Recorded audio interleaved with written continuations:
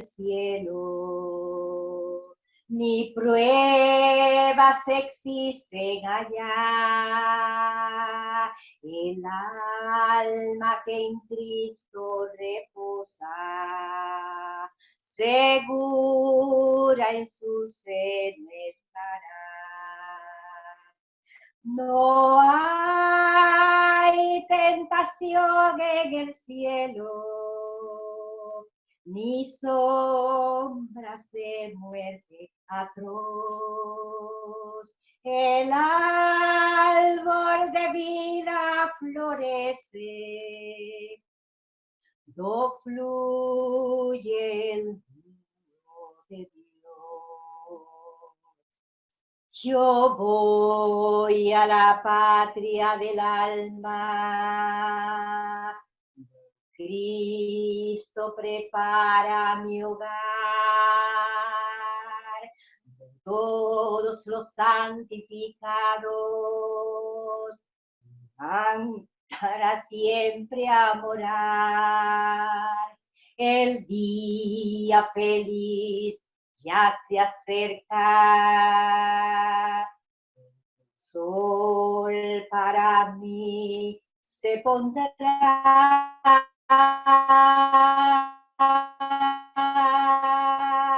Oh, qué gozo será cuando mire al Señor en aquella hermosa ciudad. Cuán dulce será en el cielo, pasadas las penas aquí, volvernos a ver reunidos con nuestros amados allí.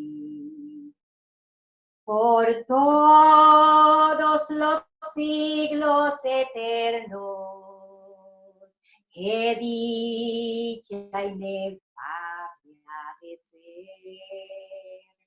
estar en presencia de Cristo, gozando eterno placer. Yo voy a la patria del alma. Cristo prepara mi hogar. Todos los santificados van para siempre a morar. El día feliz ya se acerca. El sol para mí se pondrá. Oh, qué gozo será cuando mire al Señor en aquella hermosa ciudad. Amén. Amén. Bertilia Familia Vázquez, nacida el 10 de febrero del año 1970, dormida en el Señor el pasado 29 de abril del año 2020. Sus padres, Hilario Familia, su madre, Agustina Vázquez. Sus hermanos, este matrimonio tuvo un total de 8 hijos. Sus hermanos, el primero de ellos, Ernesto Familia Vázquez, ya fallecido. Justiliano Familia Vázquez. Emilio, cariñosamente Dani, Familia Vázquez.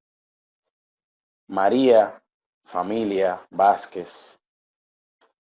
El quinto de los hijos fue nuestra hermana Bertilia. El sexto, Francisco Familia Vázquez, cariñosamente Franklin. Séptimo, Evelyn, familia Vázquez, cariñosamente Eli. Y octava, Ana Iris, familia Vázquez. Vamos a seguir con el desarrollo de esta reunión y seguimos con la siguiente participación, una poesía por nuestra hermana Violeta Hollingshead. Le dijiste a Bertilia, tú puedes. Te miró temblando como hoja de otoño. Llegó a su mente Moisés diciendo, ¿quién soy yo? Soy torpe de lengua. También le llegaron a su mente Gedeón, David, Salomón y tantos otros. Mas Pablo testificando, todo lo puedo en Cristo que me fortalece. Si pensaba en sus fuerzas, sería un fracaso. Pero como ella confiaba en Dios, venció a los gigantes que el enemigo puso en la senda de su vida. Y de repente se pintó de rubores su rostro pálido ante la grandeza de su Señor poderoso. Su vida fue una antorcha encendida, sembrando el mensaje de salvación e irradiando luz para el mundo oscuro. Al llegar a la meta, miró a su amado Señor, se postró a adorarle, dejó a sus pies su corona y experimentó el eterno gozo por haber peleado la batalla y por haber guardado la fe. Amén, amén. Hermosa poesía de nuestra hermana Violeta. Nuestra hermana Bertilia, familia Vázquez, todos los que la conocimos, damos testimonio de su vida de fe, de cómo ella mostraba a Cristo con su vida. Y es que a la edad de solamente 11 años, ella conoció al Salvador, conoció a Jesucristo como su único y suficiente Salvador, específicamente el día 21 de julio del año 1981, como dijimos, a la edad de 11 años. Lo hizo en una iglesia que estaba frente a lo que se conoce el supermercado José Luis en la avenida Manolo Tavares Justo, y luego fue bautizada en el mes de agosto. Ella acudía a la iglesia junto con su abuelo paterno, don Pancho. Y luego ya la partida de su abuelo, su hermano Dani, junto con don Carlos Córdoba, la llevaron, podríamos decir, la guiaron a congregarse con nosotros en el templo bíblico central más adelante, a la cual vimos cómo servía al Señor con amor, con entrega y aún con las limitaciones de su salud, que al pasar de los años comenzó a experimentar, siempre estaba dispuesta a servir a su Dios, a su Salvador. Vamos a seguir con las participaciones y en esta ocasión nuestra hermana Rosa de Peña ha preparado un acróstico con cada una de las letras del nombre Bertilia. Nuestra hermana Rosa con nosotros. Un lugar de eterno gozo, lleno de felicidad. En tu pueblo has dejado mucha tristeza y dolor, pues fuiste siempre querida por esas obras de amor. Recuerdos inolvidables por tu fe en el Salvador quedaron aquí plasmadas dentro de mi corazón. Tus desvelos por las almas que andaban sin salvación fueron tu meta alcanzarlas para la gloria de Dios. Y incansable fuiste amiga en la obra del gran Rey. Por eso te recordamos por tu entrega y por tu fe. L. Lloran tus familiares, tus hermanos en la grey, pues ya no estás con nosotros, sin tu rostro poder ver. Y imitaremos tu gracia, tu alegría por doquier, y con la ayuda del Padre, tu gran legado tener. A Dios le damos la gloria por todo lo que alcanzó en tu corta trayectoria. Honró siempre a su Señor. Amén. Amén, amén. Gloria sea a nuestro Dios. La última participación ya de esta reunión está a cargo de nuestra hermana Janet Núñez, a quien llamamos en este momento.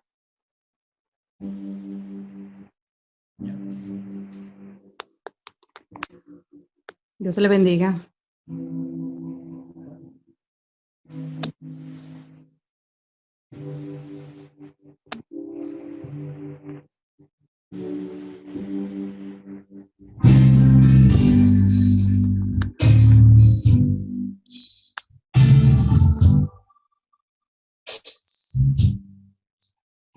Pues cansada estoy, mas tendré que seguir hasta que Cristo me llame al cielo. Sí.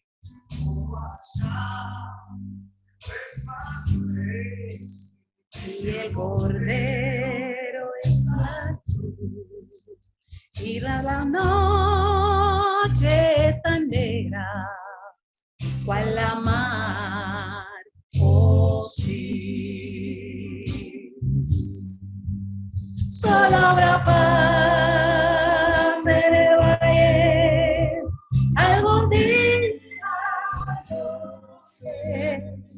Solo habrá paz en el valle para mí.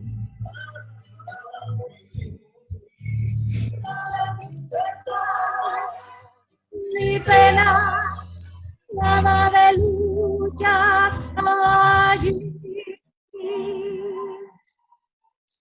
Solo habrá paz en el valle para mí, oh sí.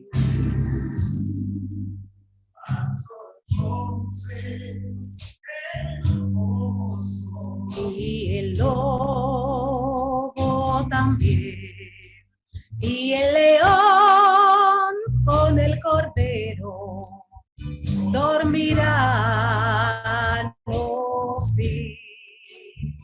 Y el niño pequeño o la bestia feroz, llena será toda la tierra de esa paz, oh sí. Solo habrá paz en el valle, algún día yo sé. Solo habrá paz en el valle para mí, oh sí. No habrá tristeza ni pena, nada de luchas allí. Solo habrá paz en el valle para mí, oh sí.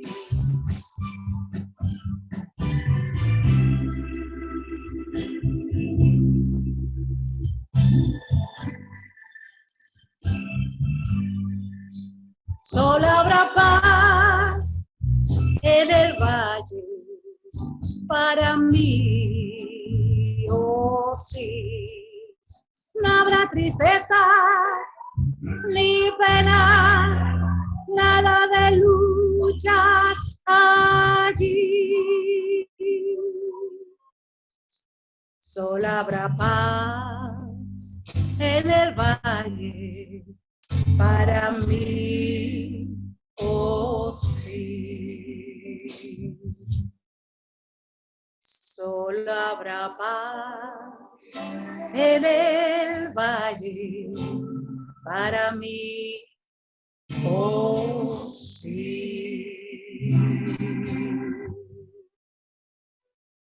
Amén. Solo habrá paz, y esa es la paz que solamente Jesucristo puede dar en el corazón de un ser humano que se rinde al Salvador.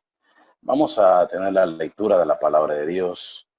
Abrimos nuestras Biblias en el Evangelio según Marcos, capítulo 9. Vamos a leer a partir del versículo 1 hasta el versículo 10.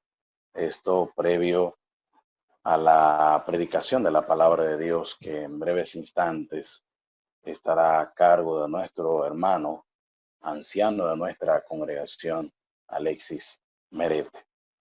Leemos la palabra del Señor en Marcos capítulo 9, versículo 1 al 10.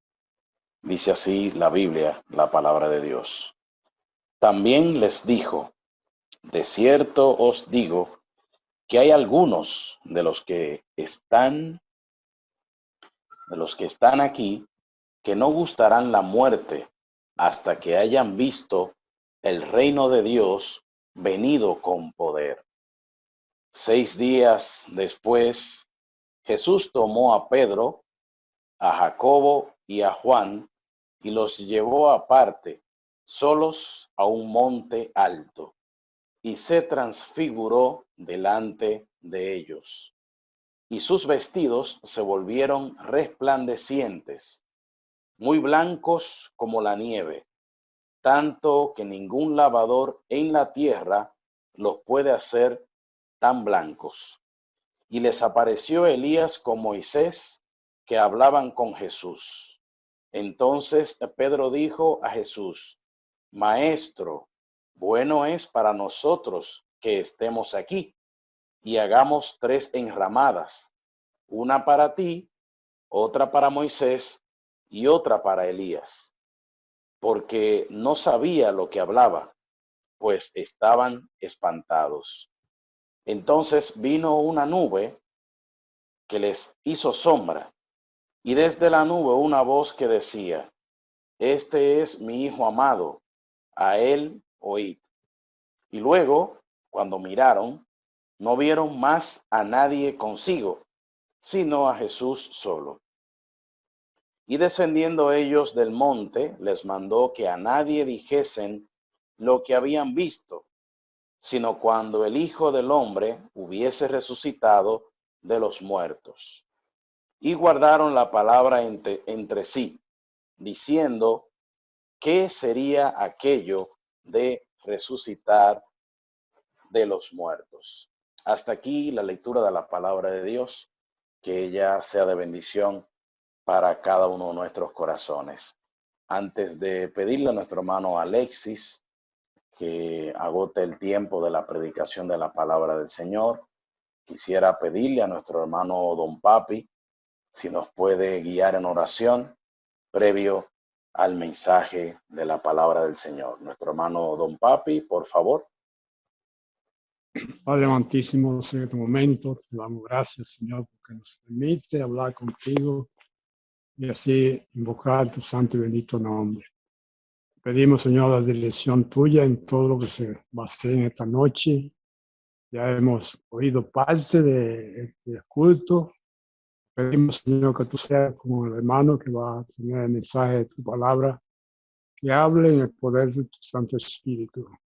Traiga esperanza a nuestros corazones, especialmente a aquellos hermanos que son familia de nuestra hermana Bertilia, que tú le consuele, que tú le ayudes, Señor. Si hay alguno que no ha conocido a Cristo como su único y suficiente Salvador, permite, Señor, que tu palabra le toque en su corazón esta noche y venga a los pies de Cristo. Pedimos tu dirección, Señor, en todo. Usa el hermano y permite que alguien más que oiga tu palabra pueda ser tocado por tu Santo Espíritu. Pedimos esta cosa, Señor, en el dulce nombre de nuestro Señor y Salvador Jesucristo. Amén. Amén. Nuestro hermano Alexis Merete con la predicación de la palabra del Señor.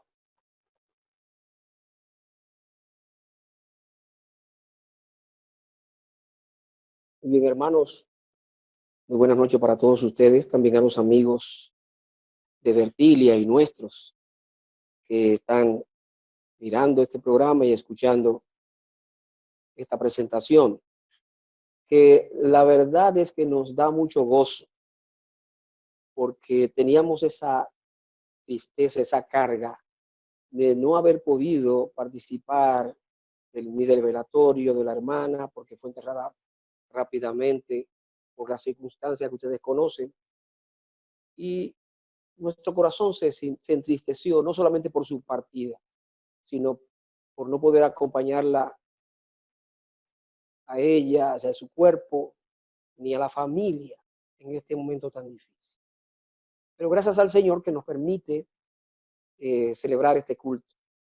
Y escuché a los hermanos en sus participaciones hermosas para la gloria del Señor.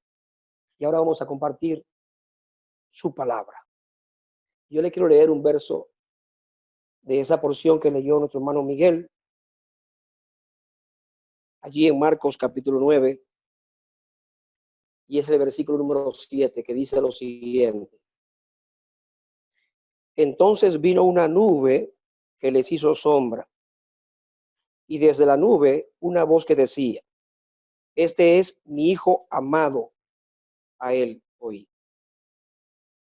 Padre Santo y bueno, en esta noche le damos las gracias por permitirnos estar en comunión los hermanos y poder alabar tu nombre y poder recordar a nuestra amada hermana Vertilia, que ya está en tu presencia. Gracias por ella, por su vida. Seguimos rogándote consolación para la familia, para la iglesia, para todos los que la amamos, como tú conoces, Señor, que fue. Así que pedimos tu dirección con la presentación del mensaje de tu palabra. Que tu nombre sea honrado, glorificado y que nuestras vidas sean bendecidas. En el nombre santo de Jesucristo lo rogamos. Amén. Bien, amigos y hermanos, yo quiero hablar en esta noche unos minutos acerca de este hecho que narra Marcos en su capítulo 9. Y lo voy a titular La transfiguración de Cristo, una visión de su gloria. La transfiguración de Cristo, una visión de su gloria. Este hecho singular que ocurre allí, que nos narra Marcos, es muy especial por diferentes factores. Primero, porque constituyó una experiencia extraordinaria en la vida de los discípulos que estaban presentes. Pero sobre todo porque Dios mismo se glorificó en la persona de su Hijo. Pero creo que hay lecciones que los discípulos debían aprender en ese momento y que nosotros también podemos aprovechar hoy también. Y por eso vamos a mirar algunos detalles, algunos aspectos de esta historia tan impactante que encontramos en los evangelios. Primeramente, mis queridos hermanos y amigos, vamos a pensar en el momento de la transfiguración del Señor.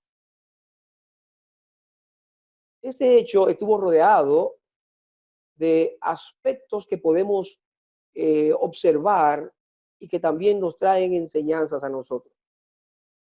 En los versículos anteriores, cercanos a esta historia, el Señor Jesucristo había preguntado a sus discípulos sobre la opinión que tenían las personas del pueblo y ellos mismos sobre él, sobre su persona. Usted se fija, si nos fijamos en el capítulo 8, los versos 27 al 30, el Señor pregunta, ¿qué dice la gente acerca de mí? Y los discípulos le responden, algunos dicen que eres Juan el Bautista, otros dicen que eres el profeta Elías, y hay otros que piensan que eres alguno de los profetas. Entonces, el Señor Jesucristo le pregunta a ellos directamente, ¿y ustedes qué opinan? ¿Quién soy yo? Y tenemos la famosa respuesta de Pedro, que dice, tú eres el Cristo, el Mesías, el Hijo del Dios viviente. Así es que, después de esta declaración de Pedro, el Señor Jesucristo les ordena que no le contaran a nadie que él era el Mesías. En el Evangelio de Mateo, el Señor declara que Pedro había dado una respuesta correcta, pero que esta respuesta había llegado por revelación divina. Dice el Señor Jesucristo, bendito seas Pedro, hijo de Jonás, porque no sabes esto por tu propia cuenta, sino que te lo enseñó, te lo reveló mi Padre que está en el cielo. Mire qué hermoso. Y aunque era una respuesta espiritual, no hay duda de que Pedro no entendía esta verdad completamente. Y esto se evidencia cuando un poco más adelante Jesucristo comienza a enseñarles que le era necesario morir y también resucitar. Dice el Señor que el Hijo del Hombre debe sufrir mucho y ser rechazado por los líderes del pueblo, por los sacerdotes, por los principales autoridades de aquel tiempo, por los maestros de la ley. Y dice él, me van a matar, pero 3 días después yo voy a resucitar. Y allí Pedro, evidenciando su desconocimiento pleno de quién era el Señor o su Señor, dice, en ninguna manera te ocurra esto, Señor. Eso no te va a suceder jamás. No debe sucederte jamás. Alguien ha dicho que la actitud de Pedro en aquel momento se parece a la de una persona que pretende salvar a alguien que se quiere suicidar. Y creo que es muy acertado. Pedro estaba diciéndole al Señor, no, Señor, no hagas esto. Ten misericordia de ti, como dice el Evangelio. El mismo evangelista Mateo nos dice que Jesús le llamó la atención a Pedro con palabras muy fuertes. Y el Señor tiene que decirle, quítate de delante de mí, Satanás. Me eres tropiezo porque no pones la mira en las cosas de Dios, sino en las cosas de los hombres. Así es que el Señor Jesucristo avanza en su ministerio, camino hacia el Calvario, donde debe padecer por nuestros pecados y por los pecados de todo el mundo. Notemos, mis amigos y hermanos, que Jesús se ocupa de conocer cuál era el concepto que los discípulos tenían de él. Y cuando Pedro declara, tú eres el Cristo, el mismo Señor confirma que esa revelación viene de Dios, viene del Padre. Pero además, el Señor Jesucristo se ocupa de enseñarles acerca de los sufrimientos que iba a padecer y de su muerte. Además, les habla de que 3 días después él iba a resucitar, se iba a levantar de la muerte. Jesucristo es el Dios revelado a los hombres. Él es el Mesías, el ungido, el Hijo del Dios viviente. Pero también nuestro Señor es el siervo sufriente que sería rechazado, avergonzado y crucificado en una cruz de vergüenza para ser nuestro Salvador. Mis hermanos, aquí podemos hacer una aplicación breve de lo que estamos diciendo y de lo que estamos mirando en el Evangelio. Porque algo parecido ocurre con nosotros los creyentes. Hay una gran verdad, y es que nosotros somos hijos de Dios y que somos ciudadanos del cielo. Tenemos un destino de gloria. Pero mientras transitamos como extranjeros en este mundo, nos toca padecer de diferentes maneras. En un momento somos afligidos por medio de la fe, de la enfermedad, pero en otro momento puede ser por la injusticia o ser abatidos por la muerte. Por encima de todo eso, hermano, nuestro consuelo descansa en la esperanza bienaventurada de la gloria del Hijo de Dios, que es también nuestra gloria.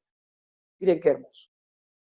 En Colosenses, capítulo 1, verso 27, la palabra nos dice, nos declara que es Cristo en vosotros la esperanza de gloria. Ahora, no todos saben esto, no todos creen esto, sino que Dios en su misericordia lo ha revelado a los que hemos confiado en Jesucristo como Salvador. Y esa esperanza nos permite a nosotros estar activos, confiados y mirando siempre a la persona de nuestro Salvador, sin importar la circunstancia que nos puedan rodear en este mundo. Ahora veamos, en segundo lugar, mis hermanos, algunos detalles de la transfiguración del Señor. En el versículo 1 del capítulo 9, que ya leyó nuestro hermano Miguel, nos dice que Jesucristo, hablando con los discípulos, les dijo: de cierto os digo que hay algunos de los que están aquí que no gustarán la muerte hasta que hayan visto el reino de Dios venido con poder. El Señor pronunció estas palabras y 6 días después se fue con 3 de sus discípulos, con 3 de ellos, a la cima de un monte y allí se transfiguró. ¿Qué significan estas palabras del Señor Jesucristo? Cuando Él dice que había algunos de los que le escuchaban que no iban a morir hasta que hubieran visto el reino de Dios venido con poder. ¿Qué estaba diciendo? ¿Qué significado tienen esas palabras? Bueno, algunos maestros de la Biblia opinan que Jesús se refería a la venida del Espíritu Santo o al establecimiento de la iglesia como reino espiritual de Dios. Y una lectura inicial del texto parece sugerirnos que el Señor está diciendo que algunos de sus discípulos no morirían antes de ver su segunda venida en gloria. Pero sabemos que Jesús aún no ha regresado y que todos los que estaban allí oyéndole murieron. Así es que la mejor explicación de esto es que Jesús se estaba refiriendo a la transfiguración que los discípulos iban a ver como anticipo del reino venidero. En esa transfiguración, Pedro, Jacobo y Juan vieron la persona de Cristo rodeada de gloria y de poder, como el verdadero Hijo de Dios que es Él. Esta experiencia les serviría para fortalecer la fe de ellos y a través de ellos también para fortalecer la fe de los creyentes que vendrían después, entre los cuales estamos nosotros, usted y yo, y los demás creyentes.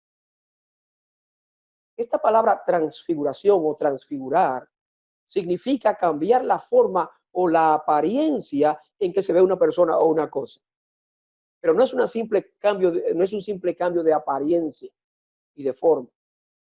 La apariencia humana de Jesús se transformó en la de un ser celestial.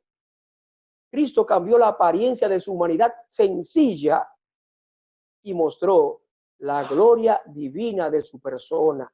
Mostró la misma gloria de Dios. Ya lo he dicho antes, me parece, pero en ocasiones nos toca tratar con personas que laboran en ambientes donde usan algún tipo de vestimenta, uniforme, y sucede que cuando nos encontramos con ellos en otros ambientes y con otros vestidos, han cambiado tanto su apariencia que nos resultan desconocidos. Pues el Señor Jesucristo transformó su apariencia de humana a divina delante de aquellos discípulos que le acompañaban en la cima de aquella montaña. Ahora, notemos algunos detalles, mis hermanos. Este relato que nos permiten tener una idea de la grandeza de aquel momento.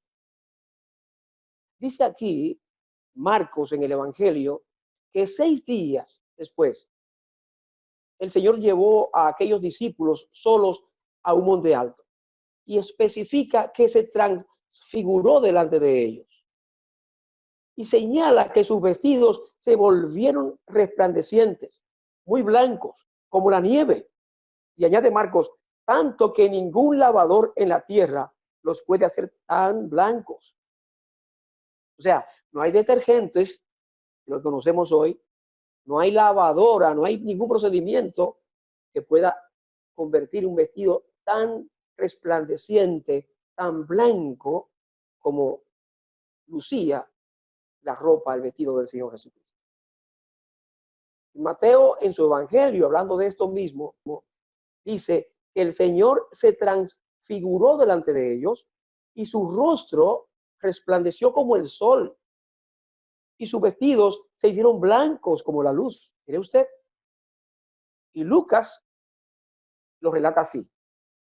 Y entre tanto que oraba, esto es Jesús, la apariencia de su rostro se hizo otra, y su vestido blanco y resplandeciente.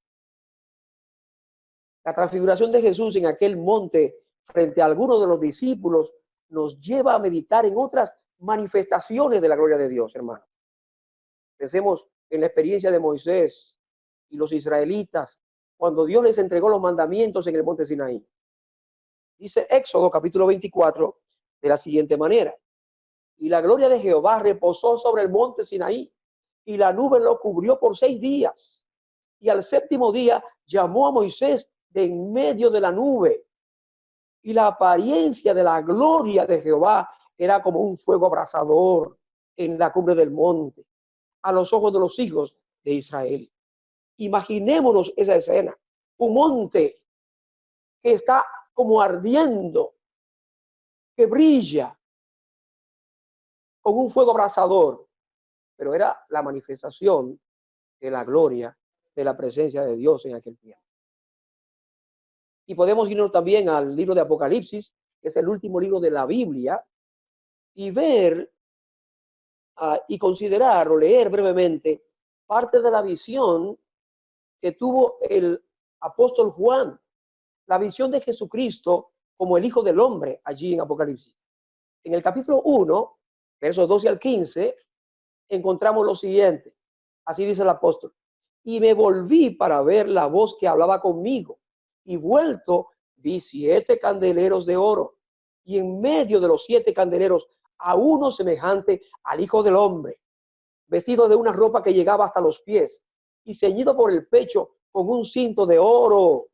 Su cabeza y sus cabellos eran blancos como blanca lana, como nieve, sus ojos como llama de fuego, y sus pies semejantes al bronce bruñido, refulgente como en un horno, y su voz como estruendo de muchas aguas. Esta visión, esta imagen del Hijo de Dios es gloriosa también. Y sin lugar a dudas, tuvo que dejar mudo a Juan, el apóstol. Y nos enmudece también a nosotros el mirar la majestad, la grandeza de nuestro Señor. Bueno, los discípulos tuvieron la oportunidad de ver por un momento la persona glorificada de nuestro Salvador, el Señor Jesucristo. Así es que esa transfiguración de la persona de Cristo nos muestra la gloria del único y verdadero Dios, y nos permite confirmar que ese en quien hemos creído, en que tú y yo creemos como Salvador, y a quien seguimos y a quien servimos como Señor, es Dios con nosotros, Emmanuel. Qué gran bendición. Alabado sea el Señor, bendecido sea su nombre.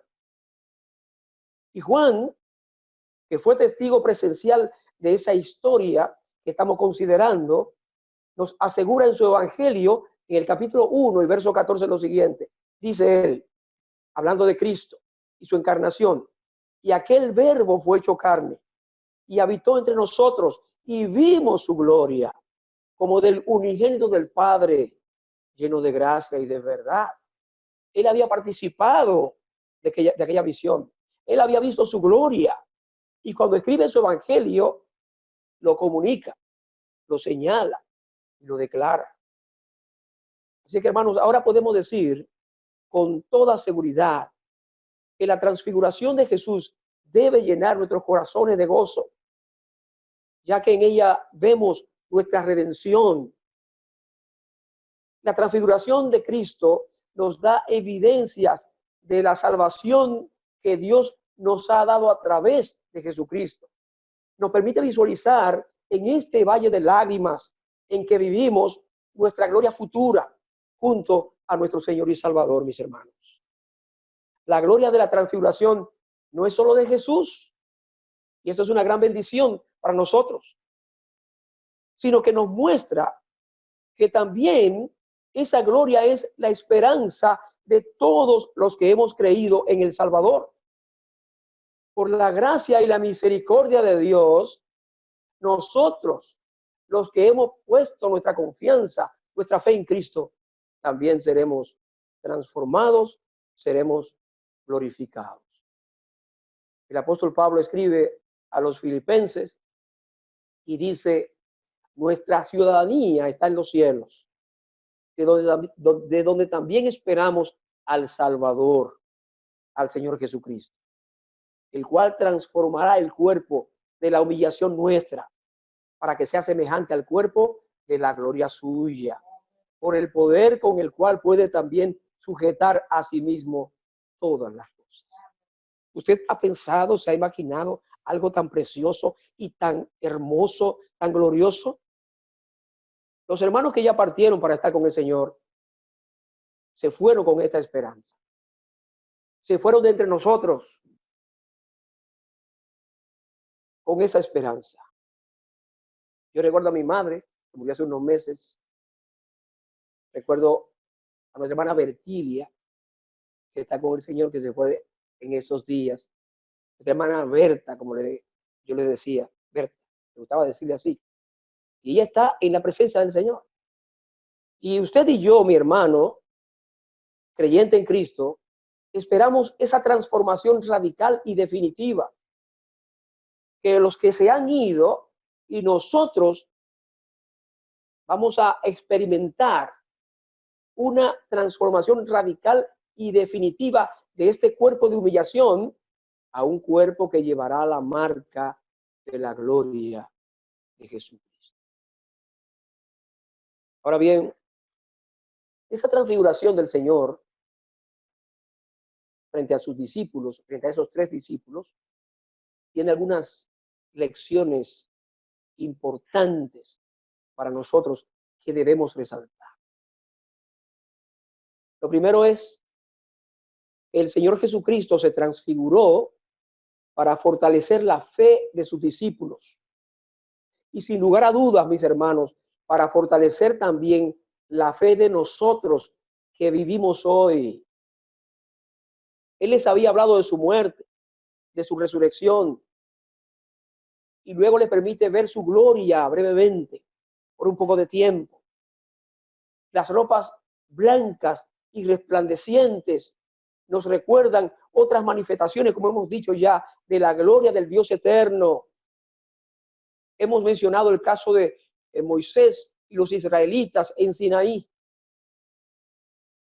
Nos referimos a la visión de Juan en el Apocalipsis. Pero hay más. Pensemos, por ejemplo, en la visión de Daniel, cuando tiene la oportunidad de ver la revelación de Dios, donde él puede ver el trono mismo de Dios. Alguien ha dicho que la transfiguración fue sencillamente la manifestación de la verdadera naturaleza del Dios hombre a través del velo que normalmente cubría su gloria. Y lo creemos así, hermano. Esa fue la manifestación del Dios hombre frente a ellos. Y el Señor Jesucristo quiere que nosotros conozcamos ese hecho y esa verdad.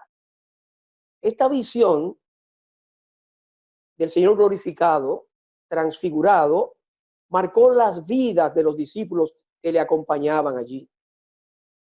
Pedro y Juan guardaron en sus corazones esta experiencia y se refieren a ella guiados por el Espíritu Santo.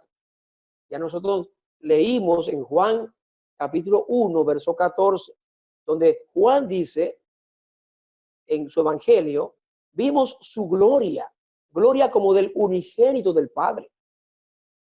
Y el apóstol Pedro escribiendo en su segunda y última carta, dice lo siguiente: porque no os hemos dado a conocer el poder y la venida de nuestro Señor Jesucristo siguiendo fábulas artificiosas, sino como habiendo visto con nuestros propios ojos su majestad. Pues cuando él recibió de Dios Padre honra y gloria, le fue enviada desde la magnífica gloria una voz que decía: este es mi Hijo amado, en el cual tengo complacencia. Y nosotros oímos esta voz enviada del cielo cuando estábamos con él en el Monte Santo. Mire usted qué hermoso. En tercer lugar, queridos hermanos, la transfiguración le mostró a aquellos 3 discípulos y nos muestra también a nosotros que hay otro mundo más allá, que es el reino de Dios. Mire qué importante es esto. Hay otro mundo. Las cosas no terminan con la muerte en este mundo, sino que hay un mundo más allá. Si usted se fija en el detalle de esta historia, vamos a ver que el Señor apareció resplandeciente, transfigurado. Y esa gloria que mostró Jesús nos enseñan, nos dejan ver que es propia de ese mundo del cielo, que es la casa de Dios. A mí me gusta, cuando hablo con niños y les hablo del cielo, decirles que el cielo es la casa de Dios, porque me imagino que ellos pueden entender más fácilmente la enseñanza. Y decirles que es la casa de Dios donde Él vive rodeado de gloria. Pero notemos que en aquella manifestación en el monte, no solo el Señor Jesucristo se mostró cubierto de gloria, sino que aparecieron 2 personajes. Dice la Escritura que aquí 2 varones hablaban con él, los cuales eran Moisés y Elías, quienes aparecieron rodeados de gloria y hablaban de su partida que iba Jesús a cumplir en Jerusalén. Como les digo, no solamente Jesús apareció cubierto de gloria, sino que también Elías y Moisés estaban rodeados de la gloria de Dios también. Y es bueno recordar que Moisés y Elías vivieron en épocas distintas, diferentes. Moisés, de quien se dice que aparece allí como el representante de la ley, vivió unos 1500 años antes de Cristo. Y Elías, de quien se dice que representa a los profetas, vivió unos 900 años antes de Cristo. Sin embargo, aquí se muestra que están juntos y con el Señor en este mundo de gloria celestial, hermanos. Algunos maestros bíblicos opinan que Moisés representa a los que mueren en el Señor y que Elías, quien fue llevado al cielo sin morir, representa a los que serán o los que seremos arrebatados en las nubes para recibir al Señor en su venida sin ver la muerte. Gloria a Dios.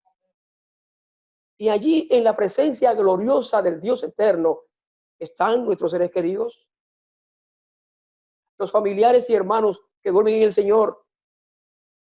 No se quedaron en la tumba, porque está su cuerpo en la tumba, pero su espíritu está en la presencia del Señor. Dice la palabra, ausentes del cuerpo, presentes al Señor. Y nosotros también entraremos a esa gloria cuando Jesús se manifieste en su segunda venida. Y estamos esperando ese momento cuando el Señor, viniendo en gloria, nos tomará y nos va a llevar a la gloria eterna de nuestro Dios. ¿Usted ha pensado en esto? ¿Usted se ha gozado en esta gran verdad de que a pesar del coronavirus, a pesar de las tristezas que enfrentamos. Mientras preparaba estas notas, pensaba en la lista de oración que tenemos, los motivos de oración, e intencionalmente la he dejado íntegra, como cuando comenzó. Y yo sé que usted muchas veces se va a perder leyendo, buscando, bueno, pero yo quise dejarla así, quiero dejarla así hasta el final, porque vemos allí muchas peticiones de oración por enfermos, por hermanos que necesitan consuelo y muchas razones para orar, por fortaleza espiritual, por visión de las cosas de Dios. ¿Ve usted, mi hermano? Ahora, imaginémonos cuando estemos en la presencia de Dios y cuando podamos mirarle a Él, estar con Él y adorarle como seres ya transformados y con cuerpos semejantes al cuerpo del Señor. Oiga esto, cada año, yo sé que usted lo sabe, hay instituciones en el mundo que reconocen a las personas destacadas en diferentes escenarios de la vida. Algunos de los reconocimientos más codiciados son, por ejemplo, el premio Nobel, que se da a personas de la ciencia, el Balón de Oro, que se le entrega al mejor jugador de fútbol en el mundo. Por lo menos eso se pretende. Están los premios Oscar, donde se reconocen a los actores y a las películas más importantes del año. Tenemos el Salón de la Fama de Cooperstown, entre otros. Y aquí también en nuestro país tenemos reconocimientos, como son el Soberano y cosas así. Pero nos fijamos, mis hermanos, y con mucha razón, cada quien que es reconocido disfruta y manifiesta cómo se siente. Ve como un honor el ser reconocido, el ser exaltado, el ser seleccionado. Y esto es de mucho significado para ellos. Mis hermanos, la Biblia nos garantiza mucho más que esto a los creyentes en Cristo. Imaginemos la gloria que Dios va a mostrar en nosotros. Recordemos lo que dice el Espíritu Santo a través del apóstol Pablo, hablando de la sabiduría de Dios. Pero escuche lo que dice. Antes bien, como está escrito, cosas que ojo no vio, ni oído oyó, ni han subido en corazón de hombre, son las que Dios ha preparado para los que le aman. Eso lo dice 1 Corintios, capítulo 2, verso 9. Mire usted. Y en la primera carta de Juan, leemos, amados, ahora somos hijos de Dios y aún no se ha manifestado lo que hemos de ser, pero sabemos que cuando Él se manifieste, Cristo Jesús, seremos semejantes a Él porque le veremos como Él es. Esto, hermanos, debe fortalecer nuestra esperanza y motivarnos a vivir alabando y sirviendo a nuestro Dios y esperando su pronta venida.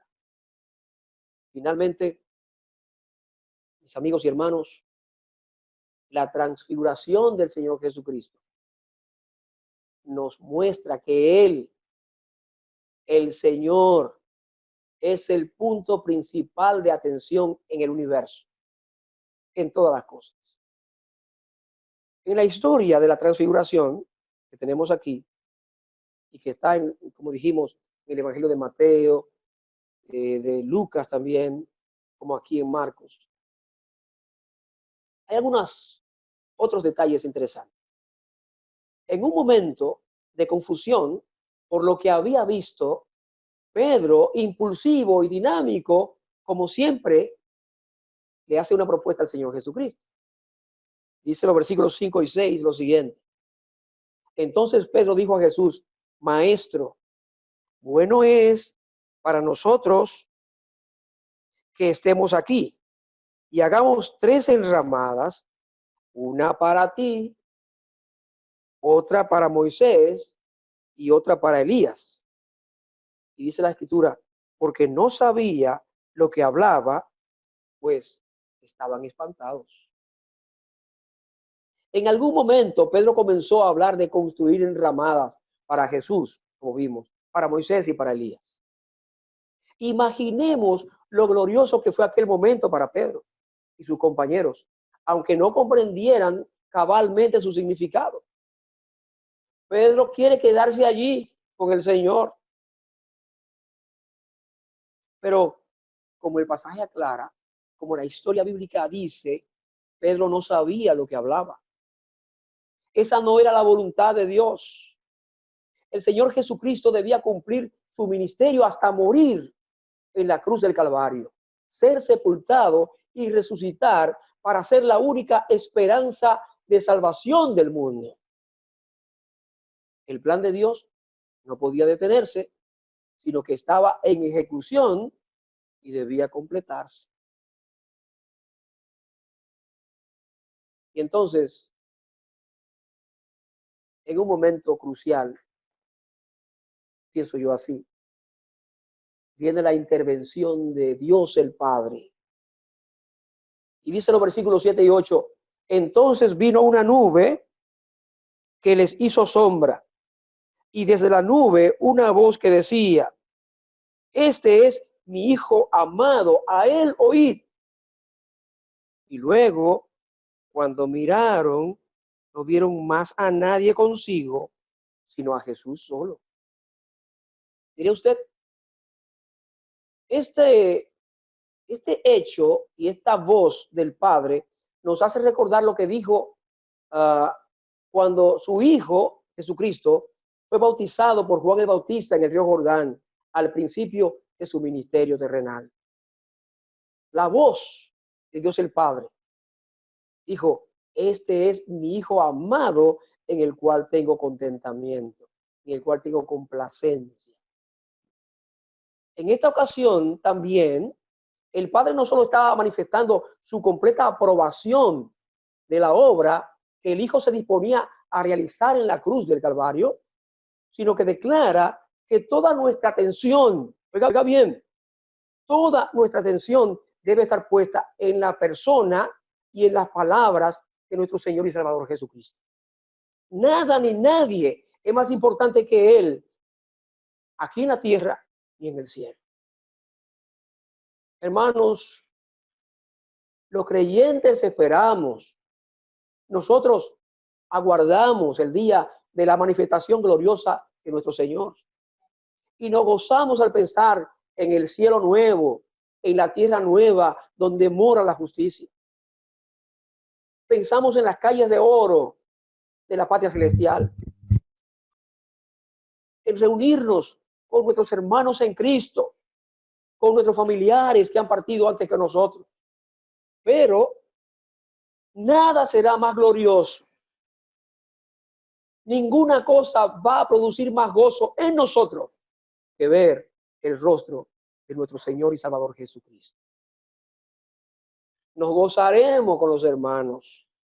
Algunos han dicho que quieren conocer a personajes de la antigüedad que menciona la Biblia.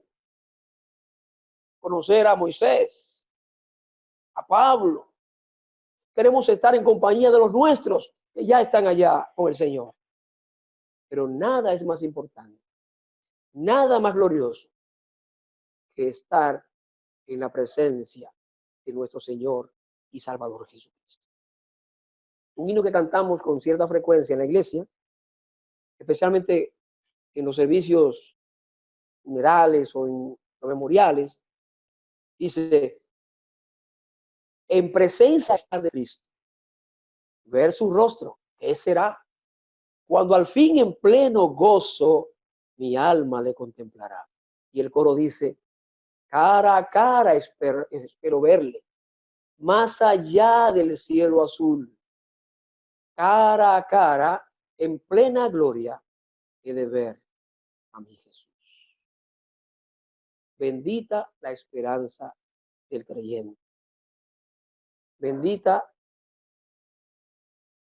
la esperanza de nosotros que hemos conocido a Jesucristo como Salvador y Señor de nuestras vidas. Bendito sea el nombre de nuestro Dios. Hermanos, podemos consolarnos. Nuestros corazones pueden ser fortalecidos, nuestra fe, mirando al Señor glorificado. Él murió en la cruz del Calvario, pero Él resucitó y ascendiendo a los cielos, está a la diestra del Padre, vencedor indiscutible, y espera el momento cuando ha de regresar para tomar a los suyos y llevarnos a su presencia. Y así estaremos con el Señor, como dice la Escritura. Los que se fueron primero y nosotros seremos reunidos en su gloria. No quiero finalizar sin decir algo a los amigos que nos escuchan, que nos ven en este momento. Porque Bertilia tenía muchos amigos que no son creyentes, igual que nosotros, los hermanos de la iglesia. Y quiero decirles, y es un deber decirles a esos amigos, que ustedes necesitan tener una esperanza como la que tenía nuestra hermana Bertilia. Y digo también a los familiares de Bertilia que no son cristianos.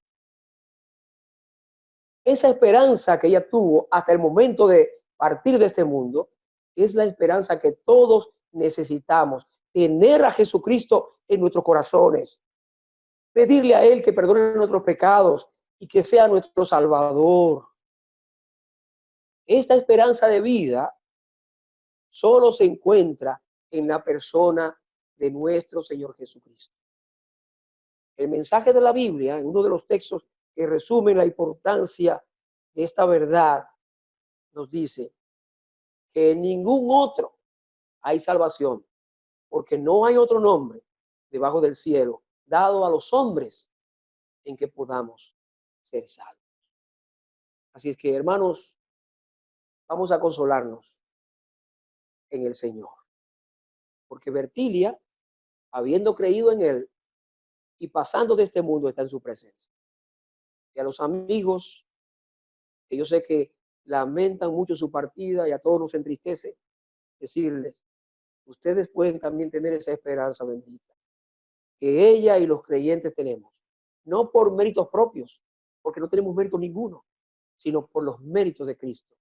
Usted puede también abrazar esa esperanza, creyendo y aceptando a Jesucristo como su único Salvador. Que Dios les bendiga a todos ricamente. Amén. Amén. Damos muchas gracias al Señor por su palabra. Y amigo, la pregunta al final, el pensamiento al final para los amigos que aún no conocen al Señor, que aún no tienen esa esperanza de tener a Jesucristo como su Salvador. Sabemos que y entendemos que es así, que el deseo de nuestra querida hermana Bertilia es que todos sus amigos y familiares que no tienen a Jesucristo como su Salvador puedan tomar esa decisión.